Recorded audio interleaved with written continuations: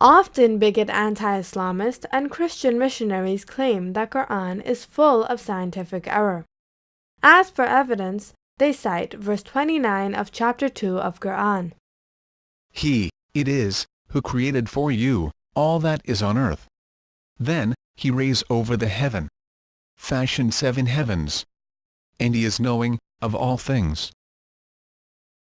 Anti-Islamist and Christian missionaries allege, according to this verse of the Quran, the God of Quran is claiming to create the earth before heaven or space, which is a scientific error.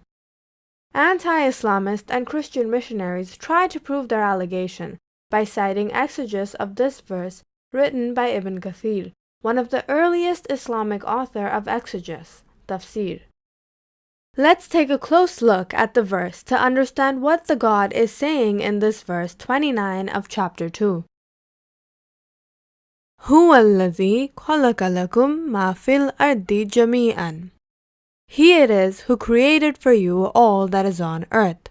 Summa, moreover, then, simultaneous. Istawa, ascended, rose, directed, turned, or established. Ila, to, on, or over. As-samai, the heaven or space.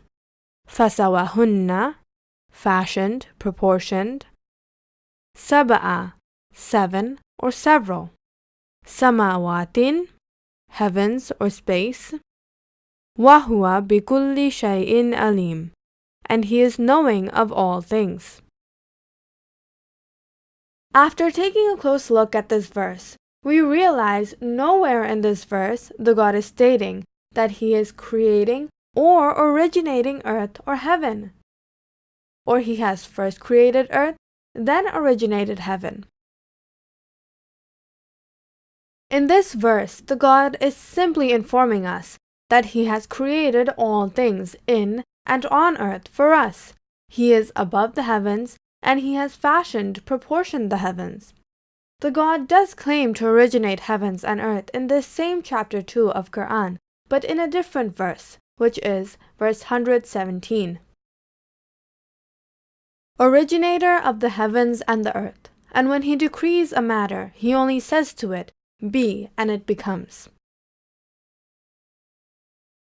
For anti-Islamist and Christian missionaries who have a problem with verse 29, because the God mentioned earth before heaven, in this verse 117, the God has mentioned heavens before earth.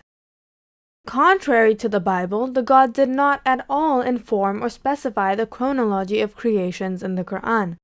Even in verse 117 of chapter 2 of Quran, the God is simply stating that he is the originator of the heavens and the earth, and when he intends a matter, he just intends and it happens. In case of verse 29 of chapter 2, anti-Islamist and Christian missionaries cite 13th century Christian-era scholar Ibn Kathir. Ibn Kathir in his exegesis had compared the creation of all things on earth for us and fashioning of the heavens with a construction building, where lower floors representing earth was created first, before the top floors representing heavens. This is an example given by Ibn Kathir, not divine inspiration.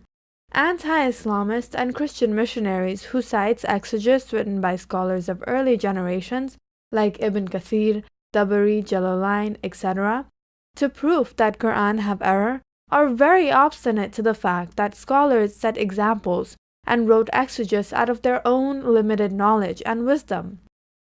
Exegesis written by scholars are not divine. Examples given by scholars are not divine. Examples given by scholars are sometimes correct, but other times may not be correct. Yes, sometimes examples may help to understand a verse. A correct example will help to understand the proper meaning of that verse, but an incorrect example may cause misunderstanding of that verse. Examples given by scholar are not divine, but work of human being, therefore may contain some error or fallacy. Divine revelations of Quran have to be understood in its actual meanings. In the verse 29 of chapter 2 of Quran, the God has literally informed about 4 matters. 1. He it is who created for you all that is on earth. The first part of this verse is very plain and simple. The God is informing us that the God has created all things on earth for us. 2.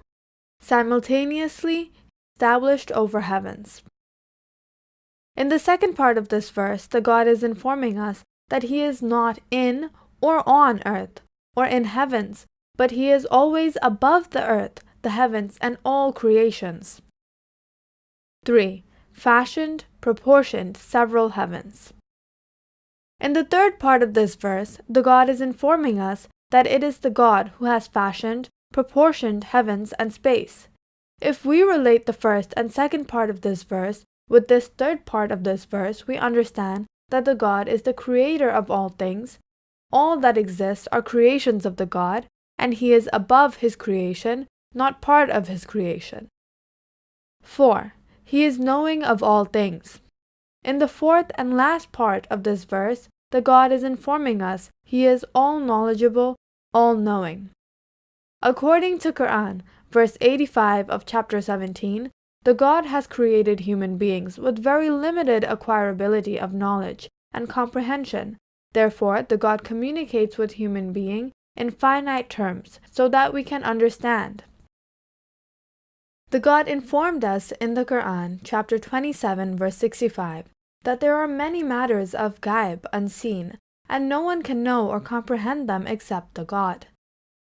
The God informed us in chapter 50, verse 16, that He knows our innermost self-whispers, and He is closer than our jugular vein. As human beings, we may never comprehend or understand how can someone know or hear our inner self-whisper, but as Muslims, we believe that the God does hear and know every thought of our heart and mind.